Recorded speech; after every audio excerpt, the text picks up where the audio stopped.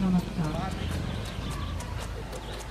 भगवान श्री राम कृष्ण देव की आश्रम की इस पवित्र पावन धरा पर हम अपने समस्त आगंतुकों, अतिथियों एवं महानुभावों का हार्दिक स्वागत करते हैं।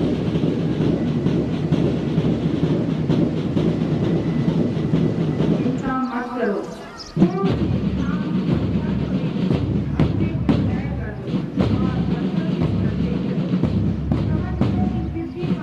धन या दरिद्रता से भी कुछ आता जाता नहीं। मनसा वाचा कर्मणा यदि ऐक्य हो तो मुट्ठी भर लोग ही दुनिया को उलट दे सकते हैं। स्वामी विवेकानंद। कमांडर चिरंजीवी, कमांडर चिरंजीवी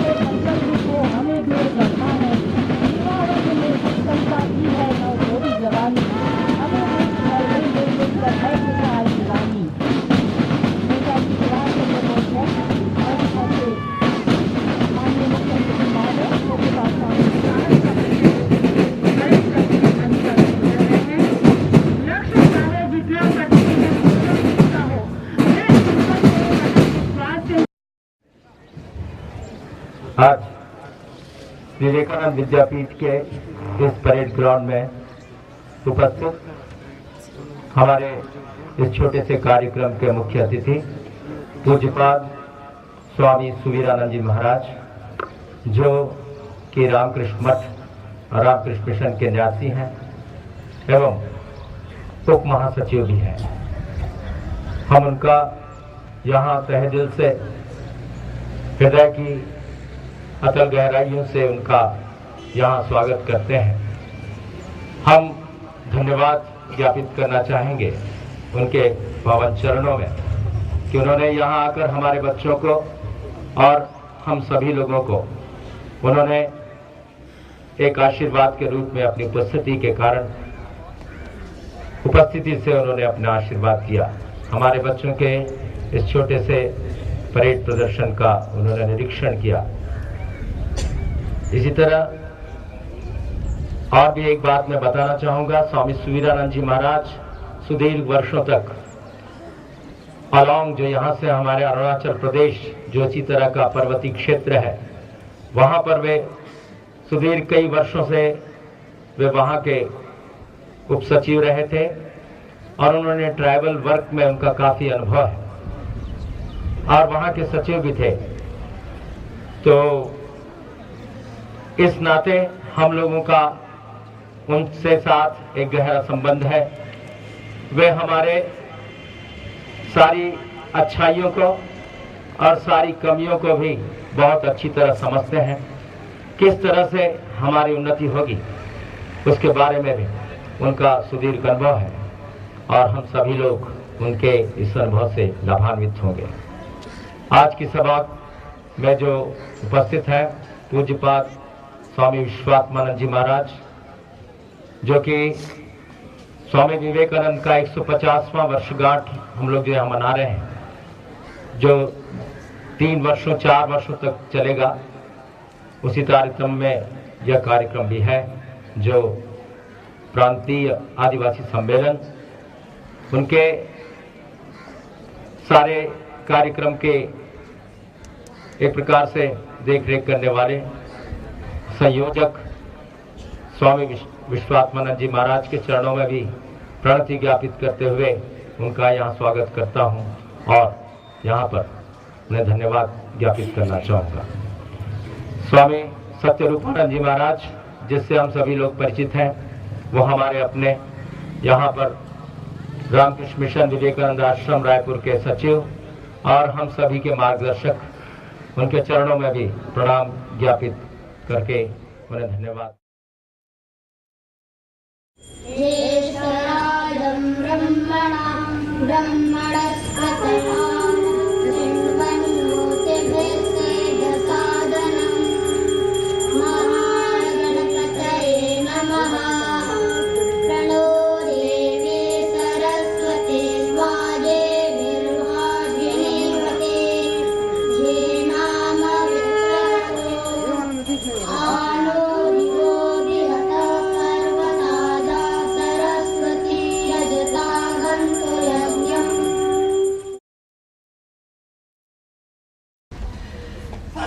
आज की इस सभा में स्वामी विवेकानंद के 150वीं जयंती के उपलक्ष्य में आयोजित अंतर प्रांतीय आदिवासी सम्मेलन के मुख्य अतिथि श्रीमद स्वामी सुबीरानंद जी महाराज, न्यासी एवं सह महासचिव रामकृष्ण मठ एवं रामकृष्ण मिशन बेलूर मठ हावड़ा, इस सभा के सभापति पूज्यपाद श्रीमद स्वामी सत्य रूपानंद जी महाराज, सचिव रामकृष्ण मिशन आश्रम विवेकानंद आश्रम रायपुर, पूजनीय श्रीमद स्वामी विश्वात्मानंद जी महाराज, संयोजक स्वामी विवेकानंद जी की 150वीं जन्म जयंती समारोह बेलूर मठ हावड़ा, पूजनीय स्वामी ब्रह्मस्थानंद जी महाराज, अध्यक्ष रामकृष्ण मठ नागपुर, पूजनीय स्वामी शशिकांतानंद जी महाराज, रामकृष्ण मिशन विजयवाड़ा, स्वामी राघवेंद्रानंद जी इंदौर, सभा में उपस्थित साधु ब्रह्मचारीगण, उपस्थित प्रतिनिधिगण एवं माताएं, सज्जनों, प्यारे बच्चों, जैसे कि आप सब जानते हैं, स्वामी जी की 60 शताब्दी जयंती समारोह का आयोजन भारत तथा भारतेतर देशों में धूमधाम के साथ मनाया जा रहा है। इसी तारतम्य में रामकृष्ण मिशन आश्रम नारायणपुर अंतर प्रांतीय आदिवासी सम्मेलन का आयोजन कर रहा है।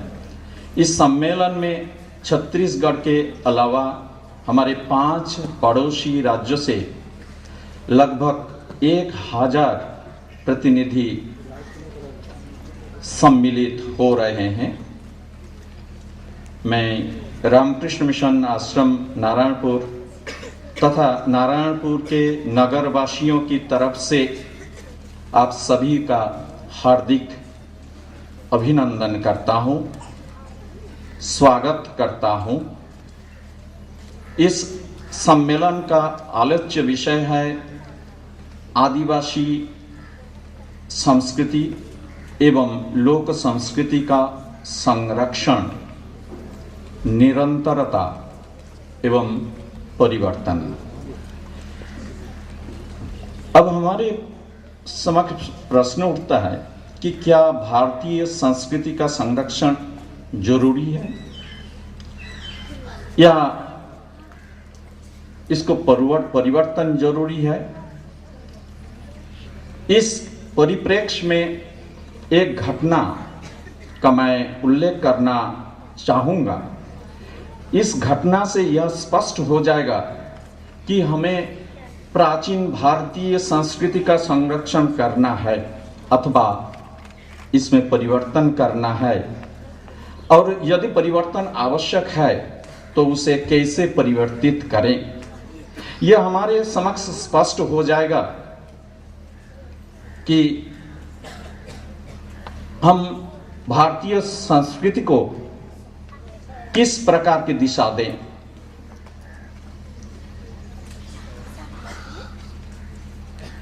इस घटना का दिवस था सन 1835 ईस्वी के 2 फरवरी। स्थान था ब्रिटिश पार्लियामेंट। मंतव्य प्रकट कर रहे थे लॉर्ड मैकॉले। उन्हें तत्कालीन ब्रिटिश सरकार द्वारा भारत में हो रहे विभिन्न स्वतंत्र आंदोलनों के निराकरण का दायित्व सौंपा गया था, या ये राहर देखने के लिए कहा गया था कि कैसे हम भारतीय के ऊपर आधिपत्य विस्तार कर सकें।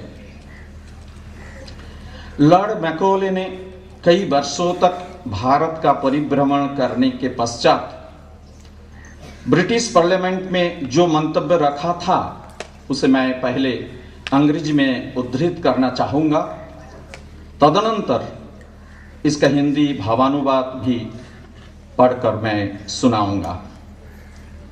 मैं इंग्लिश का कोट करता हूं। I have traveled across the length and breadth of India, and I have not seen one person who is a thief. Such wealth I have seen in this country, such high moral values, people of such caliber, that I do not think we would ever conquer this country, nation, which is her spiritual and cultural heritage, and therefore I propose that we replace our old and ancient education system, her culture, for if the Indians think that all that is foreign and English is good and greater than their own, they will lose their self-esteem, their native self-culture, and they will become that we want them a truly dominated nation. मैं हिंदी में इसका भावानुवाद करता हूं। मैं भारत के एक छोर से दूसरे छोर तक यात्रा कर चुका हूं। मैंने भारत में कहीं भी एक भी व्यक्ति ऐसा नहीं देखा जो चोर है। ऐसी विपुल संपदा इस देश में देखी ऐसे उच्च नैतिक मूल्यों से युक्त शक्ति संपन्न चरित्रवान व्यक्तियों से यह देश भरा हुआ है। मुझे नहीं लगता कि ऐसे देश को हम कभी अधीन कर सकते हैं। मुझे नहीं लगता कि कभी इसे विजित कर सकते हैं। जो देश अपनी परंपराओं और उच्च आध्यात्मिक मूल्यों से परिपूर्ण है, उसे हम अपने बस में कभी भी नहीं कर पाएंगे। इसलिए मैं यह प्रस्ताव रखता हूं कि उनके प्राचीन शिक्षा प्रणाली और उनकी संस्कृति को हमें बदलना होगा। इसके स्थान पर अंग्रेजी और पाश्चात्य शिक्षा को प्रतिष्ठित करना होगा, और तब हर भारतीय यह सोचेगा कि जो कुछ भी विदेशी है, जो कुछ अंग्रेजों की दी हुई है, वही अच्छा है। यह सोचेगा कि विलायत की बातें भारत की प्राचीन परंपराओं से अधिक महान है। तभी भारतवासी अपने आत्मसम्मान एवं अपनी आत्मश्रद्धा से स्खलित एवं च्युत होंगे। तभी वे अपनी पारंपरिक सांस्कृतिक संपदा को त्यागेंगे, और तभी हम उन्हें ऐसा बना सकेंगे जैसा हम उन्हें बनाना चाहते हैं, और तभी हम उन्हें एक प्राचीन पराधीन राष्ट्र के रूप में हस्तगत कर सकेंगे। मैं आप सबको एक मजे की बात सुनाना चाहता हूं। इसके पहले मैं सुनाऊं, आप खुद सोचें, भारत आज किस दिशा में बढ़ रहे हैं। आज हम पाश्चात्य शिक्षा, पाश्चात्य का कुछ भी अनुकरण करने में नकल करने में लालायित है। लेकिन मजे की बात यह है, वस्तुतः ये एक मजे की बात नहीं भी है, अपितु भारतीय सनातन धर्म की अद्भुत परंपरा है। भगवान श्री कृष्ण ने गीता में 4 अध्याय में कहे थे, यदा यदा हि धर्मस्य ग्लानिर्भवति भारत अभ्युत्थानम धर्मस्य तदात्मानं सृजाम्यहम्। हे अर्जुन, जब जब धर्म की गानी या हानि और अधर्म की वृद्धि होती है, तब तब मैं अपने रूप को रचता हूँ, अर्थात साकार रूप में लोगों के सम्मुख प्रकट होता हूँ। तो हम देखते हैं कि हमारे शास्त्रीय इतिहास इस बात का भी प्रमाण देते हैं। जब जब हमारे सनातन धर्म की ग्लानि हुई है, तब तब ईश्वर का अवतरण इस धराधाम में हुआ है। विशेषतः भारत भूमि में वे बार बार अवतीर्ण हुए हैं। इसी क्रम में सन 1836 ईस्वी की 23 फरवरी को भारत की पुण्य भूमि में भगवान श्री राम कृष्ण देव अवतरित हुए। गौर करने की बात यह है कि मैकोले के मंतव्य के ठीक 1 साल बाद भगवान इस धराधाम में प्रकट हुए। उन्होंने सर्वधर्म एवं महिमा मंडित कर इसकी पुनर्स्थापना की। जब स्वामी जी ने 3 वर्षों से अधिक लंबी अवधि के उपरांत अमेरिका व यूरोप देशों में भारतीय धर्म, दर्शन एवं संस्कृति की ध्वजा फहराकर भारत लौटे, तब कृतज्ञ भारतवासी उन्हें महानायक का सम्मान दिया। गदगद हृदय से उनका जोरदार स्वागत किया। श्रीलंका तथा भारत के विभिन्न स्थलों में स्वामी जी के सम्मान में स्वागत समारोह का आयोजन हुआ और इसी क्रम में कलकत्ता के अपने व्याख्यान में स्वामी जी ने हम भारतवासी को क्या करना चाहिए इस बारे में कुछ ऐसे वाक्य उद्घोषणा की। मैं समझता हूं कि लॉर्ड मैकाले का मंतव्य उस मंतव्य का ये करारा जवाब था। मैं स्वामी जी का उस कथन से कुछ हिस्सा आपको सुनाना चाहूंगा। ए भारत, हम लोगों में पाश्चात्य जातियों की नकल करने की इच्छा ऐसी प्रबल होती जाती है कि भले बुरे का निश्चय अब विचार बुद्धि, शास्त्र या हिताहित ज्ञान से नहीं किया जाता। गोरे लोग जिस भाव और आचार की प्रशंसा करें वही अच्छा है, और वे जिसकी निंदा करें वही बुरा। अफसोस, उससे बढ़कर मूर्खता का परिचय और क्या होगा। क्या दूसरों की ही हाँ में हाँ मिलाकर, दूसरों की ही नकल कर, परमुखापेक्षी होकर इन दासों की सी दुर्बलता, इस घृणित जघन्य निष्ठुरता से ही तुम बड़े बड़े अधिकार प्राप्त करोगे?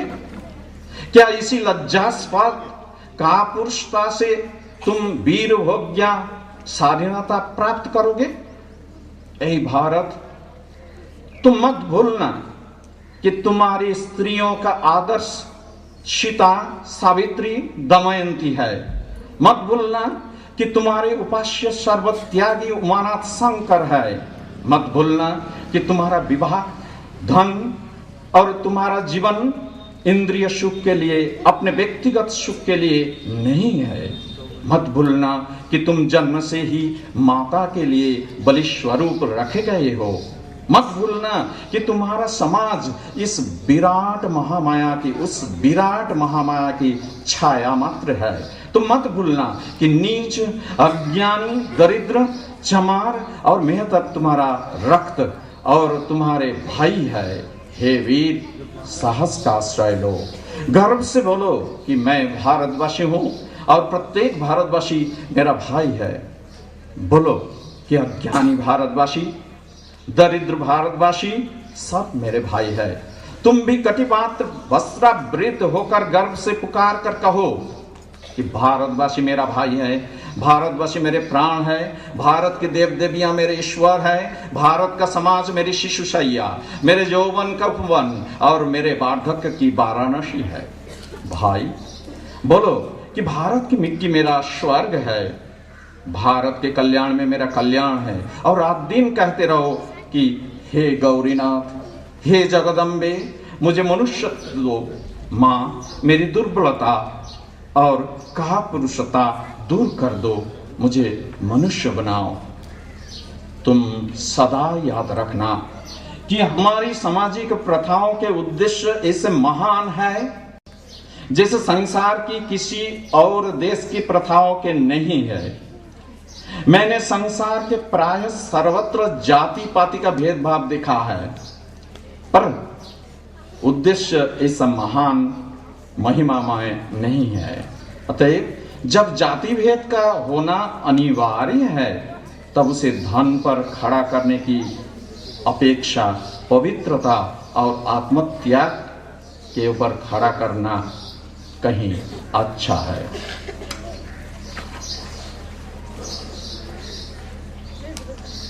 आप इस सब बातों से समझ पाएंगे कि हमें क्या करना है। आप सब बहुत दूर दूर से इस नारायणपुर,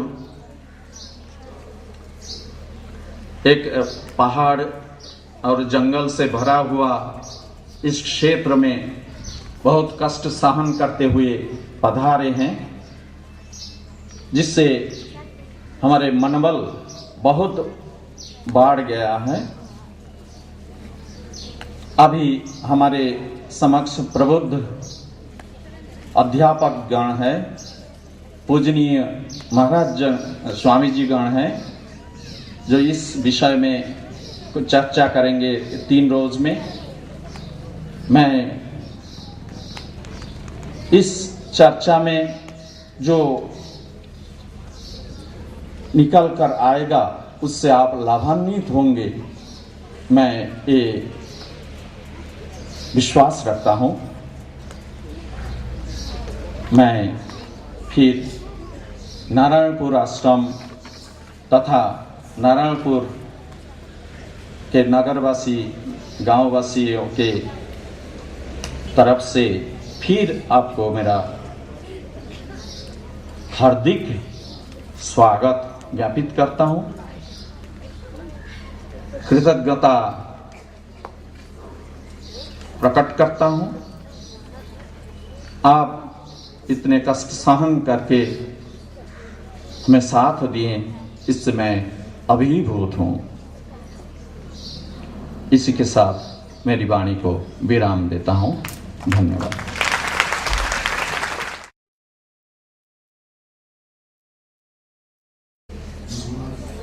यतिराजाय विवेकानंद सूरये सच्चित सुख स्वरूपाय स्वामिने तापहारिणे। आज के इसी सभा के जो मुख्य अतिथि स्वामी विश्वात्मानंद जी महाराज, ये आश्रम के अध्यक्ष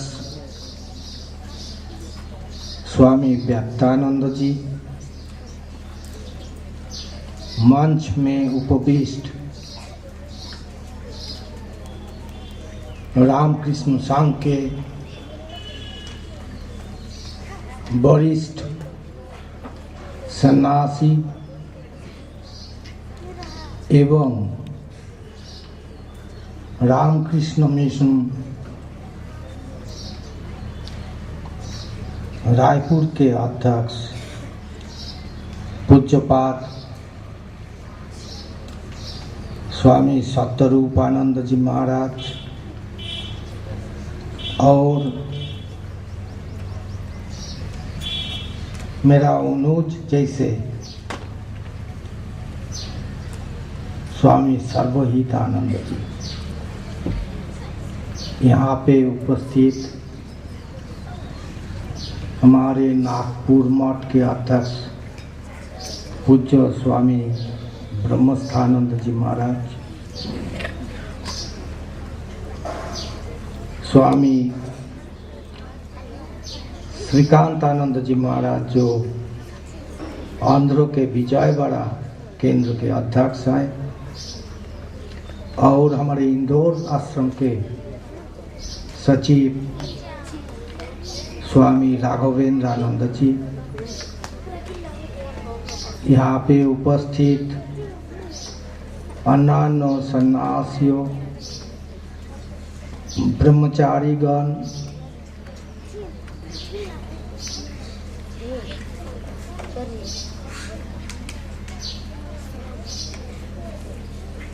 हमारे अलग अलग राज्य से आए हुए प्रतिनिधि गण, यहाँ के विद्यार्थियों, सज्जनों और माताएं, आज हम यहाँ पे उपस्थित हुए आदिवासी एवं ग्रामीण संस्कृति का संरक्षण, निरंतरता एवं परिवर्तन का ऊपर समीक्षा करने के लिए, आलोचना करने के लिए, अनुध्यान करने के लिए। इसका बारे में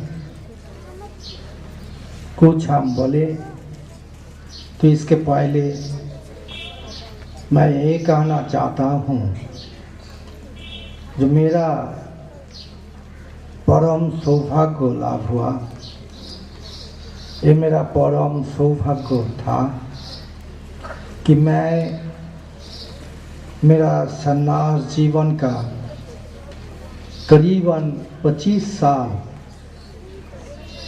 अनाथ और जनजाति, हरिजन, गिरिजन बच्चों को बीच में बिताए।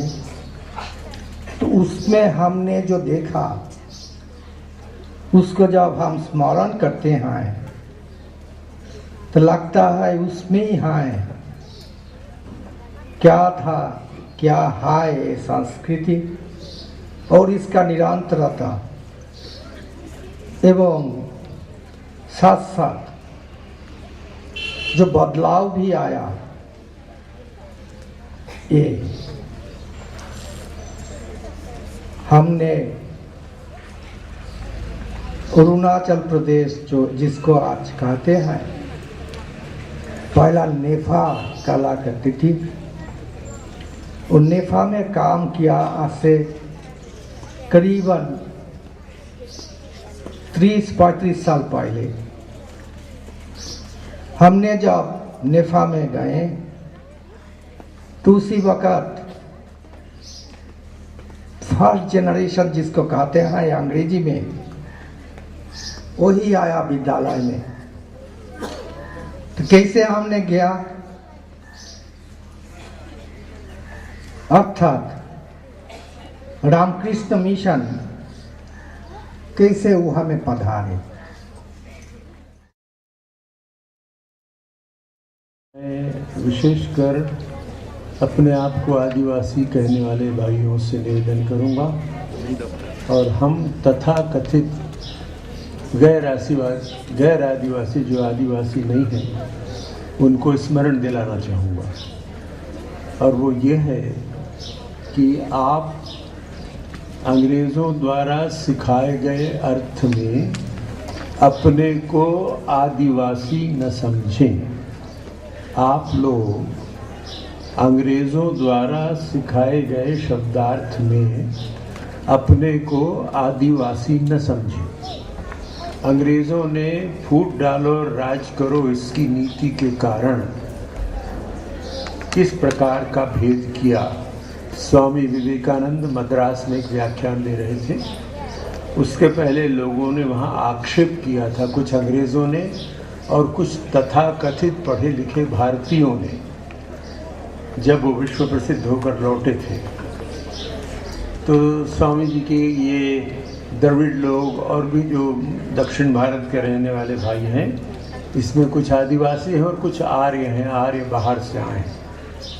स्वामी जी व्याख्यान देने के लिए खड़े हुए, उनको बताया कि लोग ऐसा कहते हैं। स्वामी जी ने प्रारंभ में कहा, I challenge all of you, those who say that we are Aryans and Anarya, Arya और अनार्य लोग हैं. All of us are sitting here. You please come forward and now you choose. सामने आओ और चुनकर बताओ कौन आर्य है, कौन अनार्य है, कौन भारत में बाहर से आया है और कौन यहाँ का रहने वाला है। किसी का साहस नहीं हुआ जो आकर बता सके। स्वामी जी ने कहा